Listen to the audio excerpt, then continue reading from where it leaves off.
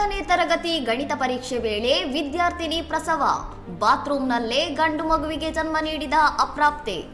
ಮಧ್ಯಪ್ರದೇಶದ ದಾರ್ ಜಿಲ್ಲೆಯಲ್ಲಿ ಸೋಮವಾರ ಗಣಿತ ಪರೀಕ್ಷೆ ಬರೆಯುತ್ತಿದ್ದ ವಿದ್ಯಾರ್ಥಿನಿಗೆ ದಿಢೀರ್ ಹೊಟ್ಟೆ ನೋವು ಕಾಣಿಸಿಕೊಂಡು ಅಸ್ವಸ್ಥಗೊಂಡಿದ್ದಾಳೆ.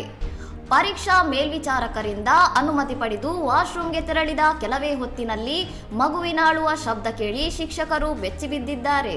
ತಕ್ಷಣವೇ ವಾಶ್ರೂಮ್ಗೆ ಧಾವಿಸಿದ ಶಿಕ್ಷಕಿ ವಿದ್ಯಾರ್ಥಿನಿ ಮತ್ತು ಮಗುವನ್ನು ಆಂಬ್ಯುಲೆನ್ಸ್ ಮೂಲಕ ಆಸ್ಪತ್ರೆಗೆ ದಾಖಲಿಸಿದ್ದು, ಸದ್ಯ ತಾಯಿ ಮಗು ಇಬ್ಬರು ಆರೋಗ್ಯವಾಗಿದ್ದಾರೆ.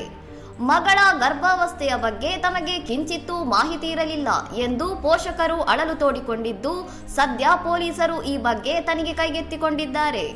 ವಿದ್ಯಾರ್ಥಿನಿಗೆ ಈಗಾಗಲೇ ನಿಶ್ಚಿತಾರ್ಥವಾಗಿದ್ದು 18 ವರ್ಷ ತುಂಬಿದ ಬಳಿಕ ಮದುವೆ ಮಾಡಲು ನಿರ್ಧರಿಸಲಾಗಿತ್ತು ಎಂದು ತಿಳಿದು ಬಂದಿದೆ. ಇನ್ನಷ್ಟು ಸುದ್ದಿಗಳಿಗಾಗಿ ನೋಡ್ತಾ ಇರಿ ಸೌರಂ ಟಿವಿ.